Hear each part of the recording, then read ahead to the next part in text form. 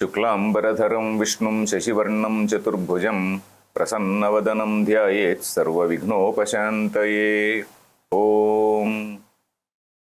Dear friends, this second chapter, I'll just tell you a very, very brief picture of this second chapter. The title is called Sankhya Yoga. Sankhya Yoga. That means, yoga means, let us say loosely, let us take this meaning called a strategy. Arjuna is associated with this particular strategy, or Arjuna is adopting this particular strategy here. Or rather, strategy in the sense he is trying to know this as a particular method. Arjuna is trying to know this method. And what is this method? This method called Sankhya. And the meaning of Sankhya, we know the word Sankhya. Sankhya means figures, numbers. Sankhya means something to do with the numbers.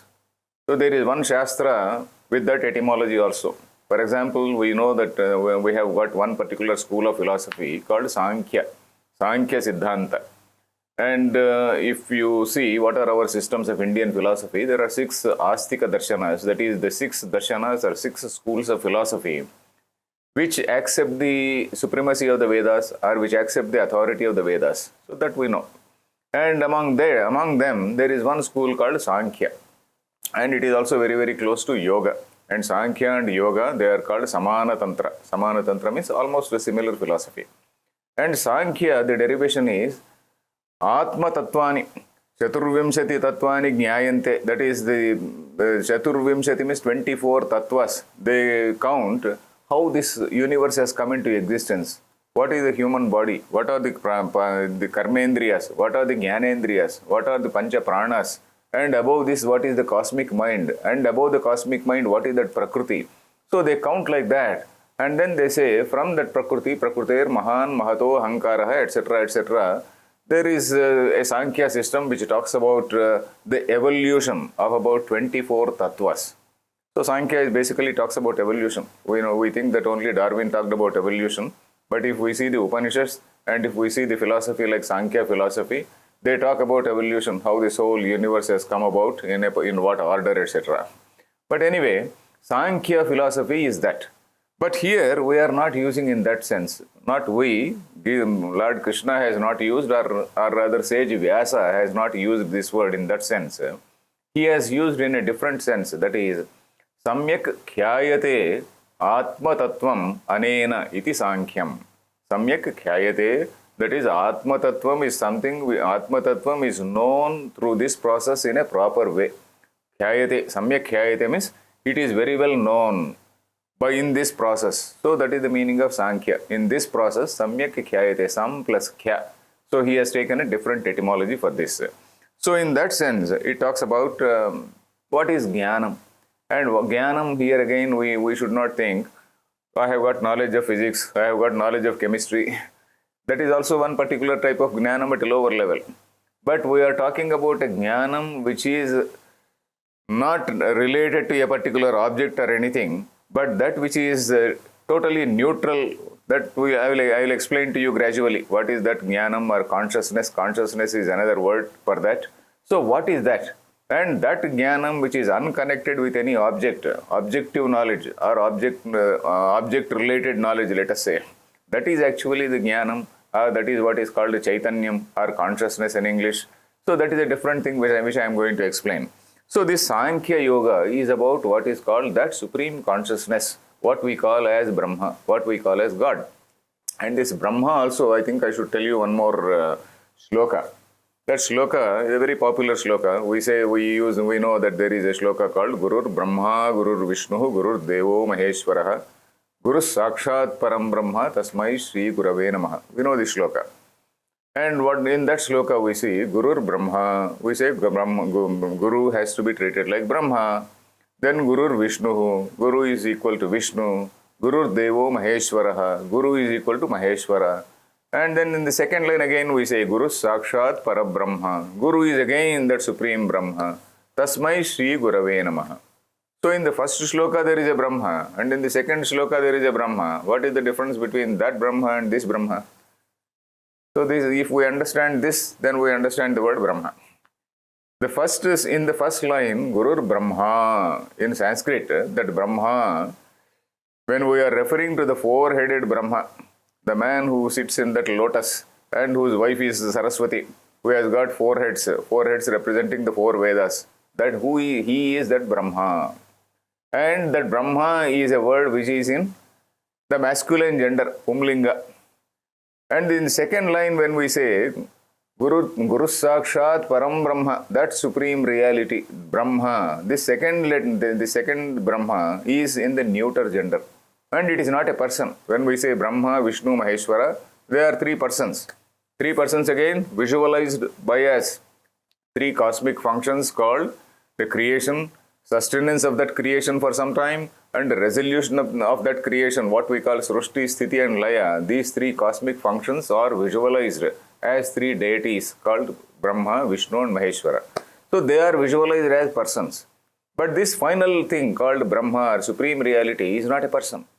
It is a totally impersonal entity which is otherwise called Supreme Consciousness. It is not a person, and that is the reason why we don't say Brahma, he.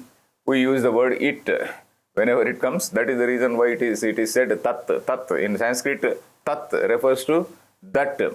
And we may be knowing, you might have known that book called You Are That. That is Tattvamasi. You are that. And there is another book, That I Am. Something like that. Nisargadatta Maharaj, a very, very famous book, That You Are, something like that. So that is that in Sanskrit is tat. The Sanskrit tat in English, it becomes that. So this tat is in neuter gender. It is not a person. So that is what we see in that, we see about this Brahma. So that Atma Tattvam Samyak Khyayate, this knowledge of Brahman is very well told in this. So that is what is this chapter. And this chapter is a fairly big chapter. It is having about 72 verses. It is only next in size to 18th chapter. 18th chapter is the biggest chapter with about 78 verses. And this is next largest, that is 72 verses. And other chapters, they may be having 25, 30, 40, etc. But this is the second largest chapter in the entire Gita. And this chapter gives almost an overall view of what all Krishna is going to say later. It is talking about what is Jnanam. It is also talking about a very important concept called Karma Yoga. Karma Yoga is another thing about which we have got a lot of misunderstanding. So that also we will see slowly. And Sankhya. Sankhya means, what is this Atma? Atma means what we call Jiva. Now we are referring to this, the Jiva, and Jiva means you and me. You and me, not only you and me as human beings, we are also talking about a mosquito, we are also talking about an ant. Every living being is a Jiva. Every being with some intelligence, endowed with some intelligence. An ant is endowed with a lot of intelligence. So ant also is a Jiva. And an insect, that also is a Jiva. So what is this Jiva and what is that supreme reality and how are they related? So first of all, in this chapter and also in the next few chapters, mostly about Jiva Swarupam is told in this. Of course, after the sixth chapter, from 7 to 12, the nature of that supreme reality, what is called Tat, the Swarupam of Ishvara Swarupam. When we say Ishvara, again we should not confuse with Lord Shiva, who is having that Trishula, who is the husband of Parvati. When we say Ishvara in Vedanta, Ishvara is the same as Brahma. Unless we specifically say that he is Maheshwara, he is so-and-so Ishvara, etc. In Vedanta, of course, we don't refer to Ishvara at all. Ishvara, that is Shiva with a trident, that is Trishula, and traveling on a bullock, etc. We don't refer to that. So Ishvara, when we use the word Ishvara, it refers to Brahma only. Brahma means again that that impersonal entity called it, we are referring to that. So we know the Ishvara Tattva in the chapters 7 to 12. And from 13th to 18th, how this Jiva has to discover his nature as not different from that supreme reality. So what is the training? So when Vedanta says that Jiva is not different from Brahman, it is not a mere statement. Okay, it is a statement which we don't discover. Suppose we don't discover how it is. So if you want to discover, you have to go through some process of purification. And that process of purification is what is told in from 13th chapter to 18th chapter. Of course, even earlier also they are told, Karma Yoga is told, Bhakti Yoga is told, but from 13th to 18th, exclusively that process has been told. So that is how the division of Gita is seen. There are 18 chapters. The first 6 chapters talking about the nature of Jiva. The second 6 chapters talking about the nature of that Ishvara or Brahma or that supreme reality. And the next 6 chapters, that is the last 6 chapters, talking about the process in which the Jiva is going to equate himself with that supreme reality. So that is how the structure is told or rather explained by our scholars. So now we see, now coming back, let us come to the ground level. At the ground level, what did we see? At the ground level, we see this Arjuna who is sitting in that chariot. He has just collapsed in that chariot, and then he is sitting there and then is in a confused way. And his eyes are full of tears. So that is what Sanjaya is telling. Sanjaya is telling. We have seen that Sanjaya is the narrator. Sanjaya is the narrator and Dhritarashtra is the listener. So Sanjaya is saying, Sanjaya uvacha tam tatha krupaya vishtam ashrupurna kulekshanam vishidantamidam vakyam uvacha madhusudanaha. So tam tatha krupaya vishtam idam vakyam uvacha madhusudanaha. Though Madhusudana told this to that Arjuna who was sitting in the base of the chariot. And how was he sitting? Krupaya. How was he? Krupaya avishtam. He was so overwhelmed with sorrow. Krupa is that total compassion, commiseration, as we say, compassion. So he was so overwhelmed. Oh, I am going to kill all these people. All these people are going to die. So that sort of sympathy was there. And Ashrupurna Kulekshanam. Ashrupurna means his eyes were full of tears. And he was in a very, very distressed or sorrowful mood. Vishidantam. Vishidanta in a highly distressed mode. And Uvacha Madhusudanaha. And this word Madhusudana, again, Sanjaya is using this word while explaining to Dhritarashtra. Uvacha Madhusudana. Madhusudana, as I explained earlier, Madhusudana is the person who killed that Rakshasa. That means a person who will not tolerate nonsense, a person who will not tolerate evil, a person who is going to put down evil. So Madhusudana, even if Arjuna were to be full of tears and whatnot, Krishna is not a man who is going to leave evil to go scot-free. So that sort of hint, that sort of dhvani we find in this. Then Uvacha Madhusudana. Then what is this Madhusudana saying? So Sri Bhagavan Uvacha. Now we see the word Bhagavan. And sage Vyasa is not saying Sri Krishna Uvacha. He is not saying Sri Bhagavan Uvacha. And Sri Bhagavan Uvacha, it is deliberately said, and the commentators have explained that Sri Bhagavan, when he is using this word, Sri Bhagavan is not referring to that Krishna who is the son of Vasudeva, etc., who is having some Rukmini, Satyabhama, etc. as wives. We are not referring to that Krishna. Bhagavan here is that supreme reality. And that supreme reality, which is not a person, it cannot speak to you and me. But somehow it has to convey what it is, what it wants to convey. So Krishna is somewhat like a mouthpiece. Krishna is like a mouthpiece for that supreme reality which is not a person. So whenever in this Bhagavad Gita, I think I told earlier, whenever in this Bhagavad Gita we come across the words like aham, mama, etc., he is not speaking as a person. He is speaking as the mouthpiece of that supreme reality. So for this word Bhagavan also, there is a derivation for that. There is a shloka which talks about what is Bhagavan. Like Gunavan. Gunavan is somebody who is having good character. Dhanavan, somebody who is having a lot of money. Sheelavan, a person who is having good character, etc. Bhagavan, one who is having Bhaga. What is the meaning of Bhaga? Bhaga is, that is, Aishwaryasya Samagrasya Dharmasya Yashasaha Shriyaha Jnana Vairagyayoschaiva Shannam Bhaga Itirana. So that is a shloka which defines what is the meaning of Bhaga. That is, there are 6 qualities, not 6 qualities, 6 factors which are there in that dharma, in that word Bhaga. What is that? Aishwaryasya Samagrasya. That is the supreme, that is the highest thing. Beyond that there is nothing else. That is the all-powerful, and then beyond that there is nothing else. Aishwaryasya Samagrasya Dharmasya Yashasaha Shriyaha. Dharma, that is the from that supreme reality only all our dharma is flowing. Similarly, yashaha, shriyaha, and jnana and vairagya. Jnana is something which is related to that supreme reality only. And that jnana is going to lead to vairagya. Jnana naturally leads to vairagya, that is dispassion. So long as a man is not having jnanam, the man is having so much of attachment to things, so much of, oh, this is mine, for every small thing he will cry.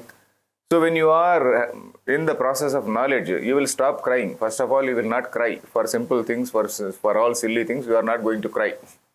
So jnana vairagya yoshaiva, all these things put together, it is called Bhaga. And Bhagavan is that all-powerful entity which is endowed with all these things. Or rather, from whom all these things they flow. That is what is the meaning of Bhagavan. So now Krishna is telling Arjuna, Kutastva kashmalamidam vishame samupasthitam anarya justam asvargyam akirtikaram Arjuna. So he is using slightly strong word. Kutastva kashmalamidam vishame samupasthitam. Where from this sort of confusion has come into your mind? Kutaha. Kutaha means where from? Kashmalam. Kashmalam is this confusion of mind, this sort of chitta malam, this deviation from dharma, all this confusion, this moral dilemma, or rather moral confusion, where from it has come? And also at what time? Vishame. Vishame means in a very critical time. Had it been earlier, probably something else could have happened. Had it been earlier, probably a few days earlier or some hours earlier also, before all this battle arrangement was done, maybe he could have sat with the Dharmaraja, and Dharmaraja again could have explained, and again there could have been some debate, internal debate among Pandavas, etc. But now all that internal debate is over, and this gentleman Arjuna, he was the man who went around and solicited the help of all the kings, and he is the man who got the support of all the kings, and now he is the man who is in grief. Vishame, in such a critical situation, samupasthitam, at a very critical hour. And this is something which is anarya justam, asvargyam, akirtikaram. Krishna is using three things, three words. That is, what you are saying, it is having three defects. What is it? It is something anarya justam, something which has to be followed by some ignoble people. Anarya. Anarya means who is not an Arya. Na plus Arya is Anarya. And Arya, whenever we come across this word Arya, whether it is this book or that is whether it is in Mahabharata or whether it is in Ramayana or any of the ancient texts, we are not talking about Arya or Dravida. These words like Arya and Dravida are later creations by the British people who ruled us. Arya and Dravida, they are not, in fact the word Dravida you don't find at all, except at a later stage in some Shankaracharya's poetry, Shivananda Saundarya Lahari, Dravida Shishu. So that way Dravida Shishu, that word is there. But this Arya and Dravida, this division as a sort of racial, in a racial sense, it is something which is not there in our books. So Arya means somebody who is educated in Shastras. Anarya means who does not have knowledge of Shastras. A man who is having knowledge of Shastras is not supposed to cry. A person who understands the situation, he will try to tackle the situation. He will try to understand it. He will try to surmount how he has to surmount that situation. But he will not cry. A person who has no knowledge of Shastras, he is a man who is crying, he is a man who is full of tears, etc. So Anarya means a person who has no knowledge of the Shastras, a person who is an unrefined man, an illiterate person. So you are talking like an unrefined man, you are talking like somebody who is ignorant of the Shastras, whereas you are a Kshatriya, you have studied the Vedas, you are not supposed to speak like that. Anarya Justam. So it is this Arya word, it is not a racial term, it is something to do with knowledge, it is something to do with refinement, it is something to do with the knowledge of Shastras. Then Asvargyam. Asvargyam means it is not going to lead you to Swarga. If you are doing your dharma, dharma will lead you to Swarga. And if you are not doing your dharma, you are full of misplaced compassion. It is like a judge. Suppose a judge who is sitting in a trial of a particular case, and he wants to punish a man, and suddenly he thinks, no, I need not punish this man, then he is not doing his job. Then what he is doing is adharma. His compassion is misplaced compassion, misplaced sympathy, and that is what is adharma. So here, anarya justam asvargyam. So a person who does not punish a person who deserves punishment, he will go to hell. That is what Dharma Shastra says. So, asvargyam means you are not going to get swarga. Then akirtikaram Arjuna, not only in the other world, even in this world, akirtikaram. Akirti means you are not going to get fame. You have got so much of fame so far. You are called Dhananjaya, you are Arjuna, Phalguna, Partha, etc., etc. All those titles will go down. So, akirtikaram Arjuna. So, on 3 counts, what all you said is wrong. Number 1, you are showing your ignorance of Shastras. Number 2, you are not following Dharma and it is not going to lead you to heaven. On the other hand, in this world also, you are going to get ill fame. That is, you are going to get a bad name. So, on 3 counts, what you said is wrong. So, we will continue next. Harihi Om Tat Sat.